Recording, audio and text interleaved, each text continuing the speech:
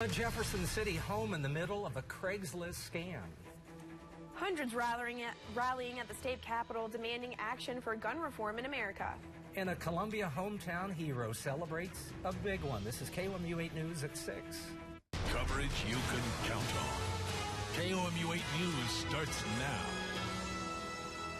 Here's what's happening right now. We're taking a live look over downtown Columbia as another winter weather advisory goes into effect. And we just got word that the Columbia School District canceled classes for tomorrow. The hits just keep coming. Good evening, everyone. I'm Jim Murray. And I'm Abby Dodge. Thanks for joining us. The winter weather advisory will remain in effect until 6 a.m. tomorrow. KOMU 8's chief meteorologist Kenton Jawicki joins us with details on what we can expect. Kenton?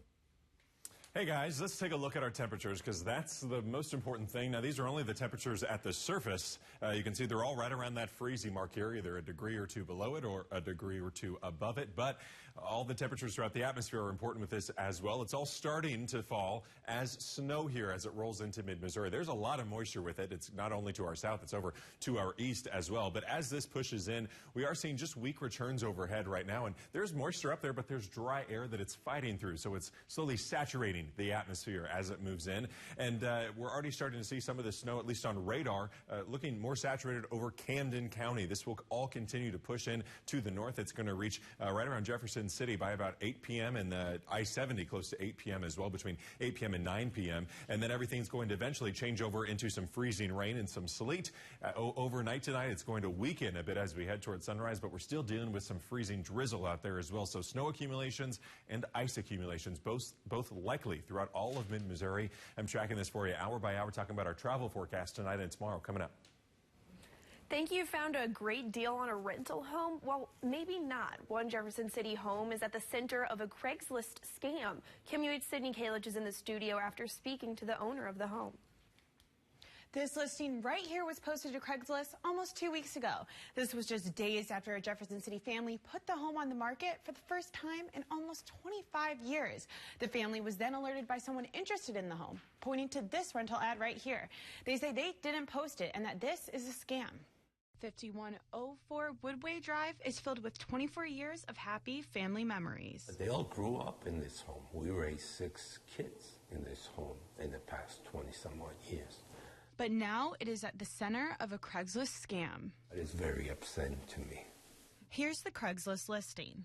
It copies parts of the Realtor.com listing, like the fresh paint and beautiful hardwoods. We even messaged the scammer to ask if it was legit and got no response. John said the price was immediately suspicious. Who rents a home for $426? Most people will say $420, $425, $450. And the scammer's responses were even more so. This person is saying, no, I can't get in because I'm out of town, I'm having problems, I'm trying to walk again. His daughter, Allison, even messaged the scammer. And then he sent me a message back saying that he was disabled and that he couldn't show me the inside, but this was his house and we should keep the realtors out of it. And despite complaints and confronting the scammer, the ad is still up. I mean, it's kind of infuriating because people are getting gypped out of their money for a house that's not even this guy's. Since posting the story online, other victims of Craigslist scams in different towns have come forward. On its website, Craigslist says to avoid scams by dealing locally and face-to-face. In the studio, Sydney Kalish, KOMU 8 News. A new Missouri House bill called Pass the Trash would stop teachers with past histories of sexual misconduct from jumping from district to district. It would allow school boards to be able to see all records from former employers before hiring a teacher, as well as yearly education for school board members and students to recognize such behavior. The bill's sponsor, Republican Rocky Miller from the Lake area, says his main goal is protecting kids. It's devastating. I mean, it can go from just being a life lesson to being a life ender. I mean, it is absolutely devastating, and we need to do everything we can to educate and put a stop to it.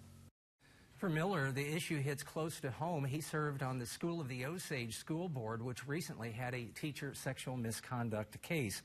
And the School of the Osage isn't the only district dealing with such a case. A Southern Boone County High School football coach was placed on administrative leave for sexually enticing a student via Snapchat.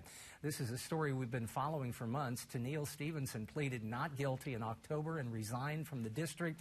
His first day of the trial is tomorrow. KOMU will have full coverage. Investigators are again asking for the public's help in finding a man charged in a January murder. 60-year-old Garland Wisley is accused of shooting 38-year-old John Albers. The shooting happened January 13th in the 200 block of Saracen Drive. Authorities believe Wisley may be in the Mid-Missouri area. He is charged with second-degree murder and armed criminal action. If you have any information, you're asked to call Crime Stoppers. Missouri gun laws took the spotlight at the Capitol today as 400 members of Moms Demand Action for Gun Sense in America lobbied lawmakers. KMUH's Maverick Alexander is in the studio to tell us why. Maverick? That's right, Abby. The group is there supporting House Bill 960, which would prohibit people with domestic violence charges from having a gun. As the group made their way into the Capitol this morning, there were not only moms in support, but husbands and high school students. The Missouri chapter's spokeswoman say they are delivering a very specific message. So we do believe in the support of the Second Amendment. We just also believe that with rights come responsibilities. And so part of that is making sure that the people who shouldn't have guns, people who are domestic abusers, convicted felons, that those people should not have access to guns that can take the lives of other people. 30 out of 34 Senate districts from across the state made their way to Jefferson City today to speak to legislators, including a local mother and volunteer from Columbia. They want to feel safe going to school, and the bottom line is they know that they're not. That's Kristen Bowen, who is a group leader in Columbia and mother to kids in Columbia Public Schools. She feels the kids want more regulations on guns to make change happen alongside House Bill 960. They're drilled in active shooter drills starting when they're tiny, and it's terrorizing, and it's not making any difference. So they know that if they come to the Capitol and use their voices to talk to lawmakers, that they have a really great chance of making a difference. The House bill prohibits possessing a firearm due to any domestic violence charges. Police officers will also remove firearms at the scene of a domestic violence call. There is also no opposition for the bill at this time. Reporting in the studio, Maverick Alexander, KMU8 News. Coming up, how a veteran celebrated a triple-digit milestone at the VA hospital. Plus a preview of Big Blue and Old Mizzou later in sports. Mid-Missourians celebrated the life, legacy, and 100th birthday of a World War II veteran today. Family and staff at the Truman VA Hospital surprised Leo Roberts before his doctor's appointment. KOMU8's Alex Arger is live with more on this hometown hero. This Carhartt store behind me used to be Luray Food Shop, and I'm standing right where Leo Roberts stood in this photo. He was 19 years old at the time, working as a butcher in the shop. Now, 81 years later, he's still inspiring friends and family around Columbia. At 10 a.m. Tuesday morning, Leo Roberts thought he was going to just another doctor's appointment. But when his daughter and son-in-law wheeled him into the waiting room, Happy birthday!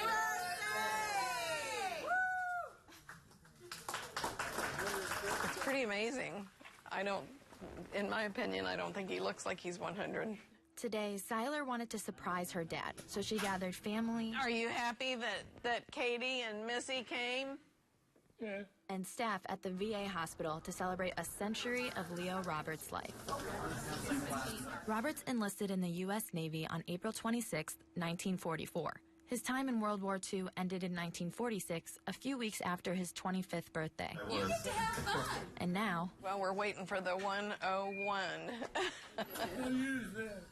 Siler says her dad's time around loud guns in the war cost him much of his hearing, so she showed him this when he came in the room today. She says she wanted the day to be special, like her dad. He's the best dad I could have ever asked for, ever. He's very kind. He's very sweet. He has a very good sense of humor. He's just a good guy all around. Robert still reads the newspaper cover to cover every day. Siler says he has a great sense of humor and he loves to learn. Though she says he's a man of few words, today that wasn't the case. In Columbia, I'm Alex Arger, KOMU8 News. All right, this winter weather advisory for us. There's a winter storm warning in northwestern Missouri. I'm tracking all of our conditions here overnight tomorrow. Even